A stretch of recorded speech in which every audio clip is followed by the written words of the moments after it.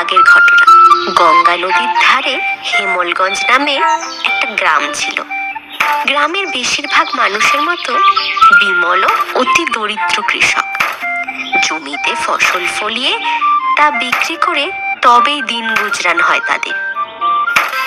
কিন্তু বেশ কিছুদিন ধরে তাদের জমির ফসল একদল দুষ্টু লোক চুরি করে নিয়ে যেতে শুরু করেছে, যার ফলে গ্রামের কৃষকেরা বেজায় সমস্যায় পড়েছে।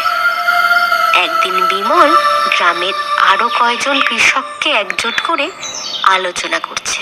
বিমল চিন্তিত মুখে বলল, ভাই সব, আজকে আমি তোমাদেরকে ডেকেছি কেন সে তো তোমরা জানোই। আমাদের সমস্যা তো দিন দিন বেড়েই চলেছে। দাঁড়িয়ে থাকা একজন কৃষক বললেন, সত্যি কথা ভাই, তুমি আমাদের সব ঠিক কথা বলেছ। আমাদের সব উপায় তো বিফলে যাচ্ছে। ওই দুষ্টু চোরের দল আমাদের রক্ত জল করা ফসল চুরি করে নিয়ে যাচ্ছে, আর আমরা কিছু করতে পারছি না।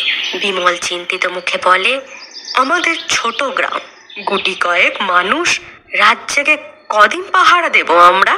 জমিদার মশাই খাজনা নেওয়ার সময় একদিন দেরি করেন না। এদিকে আমাদের ফসল রক্ষার কোনো সাহায্য করবেন না বলে দিয়েছেন উনি। এই সামনে আবার খাজনার সময় গিয়ে এলো বলে। কিন্তু কি করে খাজনা দেব আমরা? খেতে যেটুকু ফসল আছে সেগুলো দিয়ে দিলে তো না খেতে পেয়ে মরতে হবে। অপর কৃষক বলে, আমার তো আবার সামনে মেয়ের বিয়ে, কি করে টাকা জোগাড় করব কে জানে। আচ্ছা, আমরা রাত থেকে পাহারা দিতে পারি না? একটা তো কাজ করতে পারি, কাকতারুয়া তো বসাতে পারি জমিতে, যাতে সেটা দেখে ওই চোরেরা মনে করে কেউ পাহারা দিচ্ছে। বিমল একটু ভেবে বলে, উপায়টা মন্দ বলনি তুমি। রাতের অন্ধকারে কাকতারুয়া দেখে মানুষ বলেই ভুল হয় বটে, কিন্তু তাতে কাজ হবে কি? চেষ্টা করে দেখতে ক্ষতি কি? চলো একটা কাকতারুয়া জমিতে বসিয়ে দিই। এই ভেবে সকলে মিলে একটা কাকতারুয়া বানিয়ে জমিতে রেখে দিয়ে যে যার বাড়ি চলে গেল। কিন্তু যথারীতি চোরের দল এসে বিমলের জমির সমস্ত ফসল একদম সাফ করে দিয়ে চম্পট দিল। আর সকালে ঘুম থেকে উঠে সেই দৃশ্য দেখে বিমল একদম ভেঙে পড়ল। চিৎকার করে কেঁদে বলল, হায় হায় হায়, কি সর্বনাশ হলো আমার! হায় হায় হায়, আমার সমস্ত জমির ফসল চুরি করে নিয়ে গেল। এবার আমি কি করে পরিবারের সদস্যদের খাবার জোগাবো? আর খাজনাই বা দেবো কি করে? হায় হায় হায়, না, এই জীবন আর রেখে লাভ নেই। এই মুখ আমি আর কাউকে দেখাবো না। না না না, কাউকে না। এই বলে সে মনের দুঃখে কাকতারুয়ার পাশে একটা বড় গাছ থেকে ঝুলে গলায় দড়ি দিল। আত্মার অতৃপ্ত আত্মা গিয়ে প্রবেশ করলো ওই কাকতারুয়ার শরীরে। সেটা কেউ জানতে পারল না। রাতের বেলা কেউ ক্ষেতের মধ্যে দিয়ে যাতায়াত করলে গা ছমছম করে ওঠে তাদের। এরপর কেটে গেছে বেশ কিছু মাস। মাঠের ফসল আবার ফলেছে। সেদিন অমাবস্যার রাত, ঘুটঘুটে অন্ধকার চারিদিকে। এমন সময় হলো কি, দুটো লোক খুব আস্তে আস্তে মাঠে ফসলের দিকে এগোচ্ছে। চারিদিকে অন্ধকার, মাঝে বিদ্যুতের ঝলক আকাশের মাঝে দেখা যাচ্ছে। একটা লোক বলল ধীর কণ্ঠে, ভাই, কি কোটে অন্ধকার আজকে, দেখ, অন্ধকারে যে কিছুই দেখা যাচ্ছে না। অপর লোক উত্তর দিল, যা বলেছিস ভাই, সকালে তো দেখে গেছিলাম মাঠে ফসলে ভরে আছে। এইসব ফসল কেটে বিক্রি করলে আবার টাকায় আমাদের পকেট ভরে ওঠাবে। আগেরবার যেমন হয়েছিল। প্রথম লোক বলল, হ্যাঁ, তাড়াতাড়ি চল, নইলে আবার ভোরের আলো ফুটলে গ্রামবাসীরা আমাদের পিটিয়ে মেরে ফেলবে। এই বলে অন্ধকারের মধ্যে হেঁটে হেঁটে ক্ষেতের মধ্যে এগিয়ে আসতেই তারা দেখলো কাকতারুয়াটা দাঁড়িয়ে আছে। প্রথমে একটু চমকে গেল, পরে হেসে বলল, ওরে বাপরে, ভয় পেয়ে গেছিলাম প্রথমে। ওরে, বুঝলাম দেখলাম এটা তো একটা বড় একটা কাকতাড়ুয়া। গ্রামের বোকা লোকগুলো ভেবেছে এটা দেখে আমরা হেব্বি ভয় পাবো, যেন এটা হাঁটতে চলতে পারে।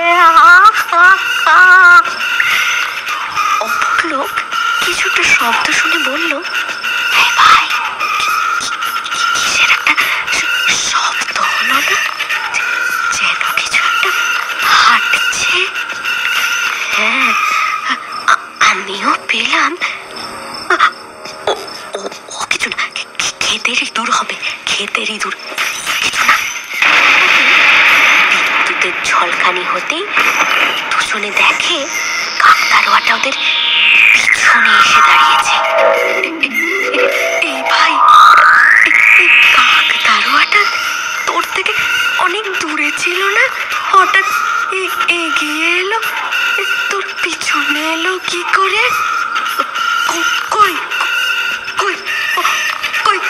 ওরে বাবারে, ওরে বাবারে, এ তো ভুতুরে কাণ্ড। এত এগিয়ে এলো কি করে কাকতাড়ুয়াটা? ভাই ভাই, আমার আমার আমার গতি ঠিক লাগছে না, কেমন একটা লাগছে, চল কেটে পড়ি।